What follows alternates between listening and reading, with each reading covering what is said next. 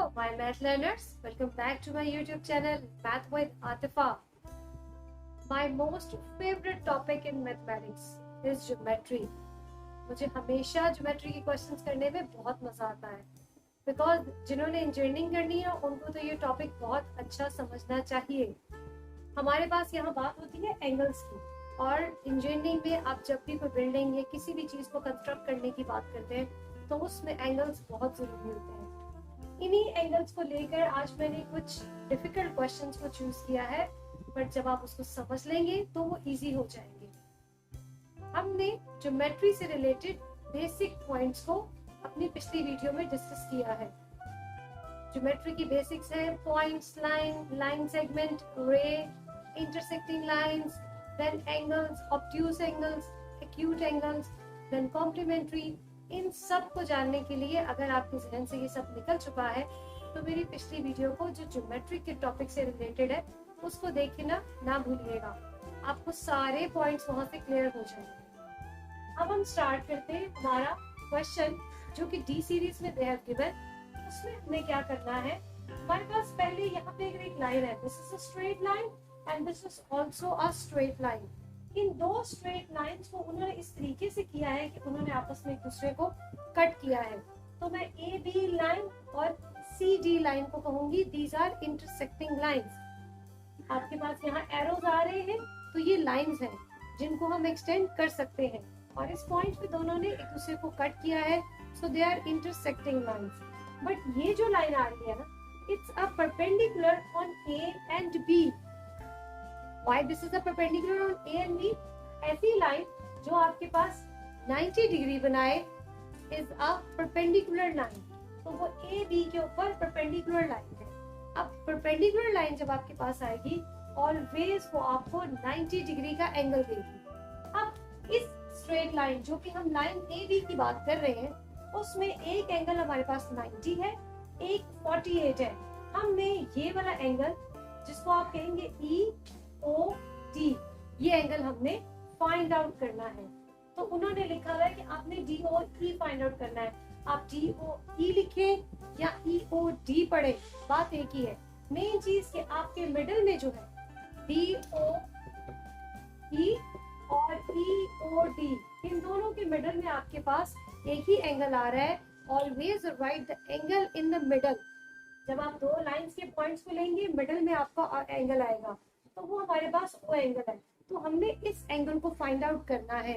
अब इस एंगल को फाइंड आउट करने के लिए हम ए बी लाइन से स्टार्ट लेते हैं। जो हमारे पास ए बी लाइन है, लाइन ए बी जो है हम उससे स्टार्ट ले रहे हैं। उसका सम जो है वो 180 डिग्री है लाइन ए बी के ऊपर, because this is a straight line.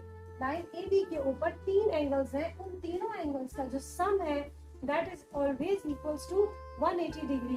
अब यहाँ उन्होंने तीन एंगल्स दिए आपको, वो 4 भी दे सकते थे, 5 भी दे सकते थे, बट सबका एंगल्स का सम 180 डिग्री है because A B is a straight line.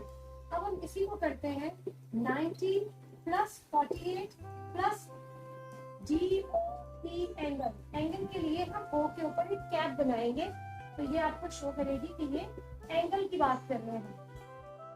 180 degree के इक्वल आ गया। Now 90 plus 48 and DOE, 8 and 9 and 4 13 plus DOE is equals to 180 degree. Now DOE will be as it is, and 180 minus 138 degree, that will be equal to 2 and then 7 minus 3 4. So DOE आपके पास जो angle है this is equals to 42 degree. तो आप यहाँ पे लिख सकते हैं it's a 42 डिग्री। एक एंगल हमारे पास था, एक हमने परपेंडिकुलर से फाइंड आउट किया which is 90 डिग्री, और थर्ड उन्होंने हमें कहा था आपने फाइंड आउट करना है। तो हमने ए बी स्ट्रेट लाइन के सारे एंगल्स का सम 180 डिग्री लेकर अपने सॉल्यूशन को कंप्लीट किया और हमारे पास आंसर आ गया DOE का। अब हमारे पास है इसका पार्ट 2 फाइंड आउट करने के लिए। पार्ट 2 फाइंड आउट करने के लिए उन्होंने कहा है आपने फाइंड आउट करना है ए ओ सी, लाइक आपने ये वाले एंगल को फाइंड आउट करना है। अब इस एंगल को फाइंड आउट करने के लिए हम ये वाली लाइन लेंगे C and D which is a straight line. Straight line के ऊपर जितने भी हमारे पास एंगल्स हैं वो सब क्या होंगे, उनका सम 180 डिग्री के इक्वल होगा। तो हम ले रहे हैं लाइन सी डी, लाइन जो है उसका सम हमारे पास 180 डिग्री के इक्वल है। सी डी लाइन पे सबसे पहले हमारे पास आ रहा है 42 डिग्री, ये लाइन है ना यहाँ से यहाँ तक, तो ये 42 degree, 90 degree and this one 48 उसमें काउंट नहीं होगा। 42 प्लस 90 डिग्री प्लस AOC हमें फाइंड आउट करना है equals to 180 degree. That will be equal to 2 and then 13 plus AOC 180 degree. तो ये हमारे पास आ गया AOC is equals to 180 minus 132, that will be equal to 8 and 7 48। तो हमारे पास ये एंगल आ गया 48। तो आप यहाँ पे लिख सकते हैं कि AOC जो है वो हमारे पास 48 एंगल अपने फाइंड आउट कर लिया। This is the answer of one part and this is the answer of second part. अब इसी टॉपिक से रिलेटेड हम और क्वेश्चंस को करते हैं। स्ट्रेट लाइन को याद रखना है, इट्स इक्वल्स टू 180 डिग्री। और जब आपके पास स्ट्रेट लाइन नहीं होगी, सर्कल कंप्लीट हो रहा है, लेट्स सपोज हम इसकी बात करें, यहाँ से कंप्लीट एक सर्कल लेकर जाए। अभी इस क्वेश्चन में तो ऐसी कोई जरूरत नहीं है, तो हम क्या कहेंगे, that is equals to 360 degree. फिर वो 180 से स्ट्रेट लाइन से 360 डिग्री पे चला जाएगा। Let's start another question. D series में हमारे पास एक और क्वेश्चन है, इसमें हमें फाइंड आउट करनी है द अननोन वैल्यूज। उन्होंने हमें कुछ नहीं बताया कि आपने कौन सी स्ट्रेट लाइन को लेना है, कौन सी स्ट्रेट लाइन नहीं लेनी है, लेकिन उन्होंने कहा है कि आपने इसकी अननोन वैल्यूज को फाइंड आउट करना है। तो हमारे पास एक अननोन वैल्यू है A और एक अननोन वैल्यू है हमारे पास यहाँ पर 0। ज्यादा हमने A और 0 को फाइंड आउट करना है, ठीक है। अब पहले हम ले लेते हैं दिस स्ट्रेट लाइन। हमारे पास एक स्ट्रेट लाइन आ रही है दिस वन। अगर हम इस स्ट्रेट लाइन को देखिए तो हमारे पास एक एंगल है यहाँ पे 117 और सेकेंड एंगल है अननोन। सो हम स्ट्रेट लाइन को इक्वल्स टू 180 डिग्री करके हम इसको फाइंड आउट कर लेंगे। So here we are taking C and D a straight line, okay? अब इसका हमारे पास सम आ गया 180 डिग्री के इक्वल। सो 117 है plus O is equals to 180 degree.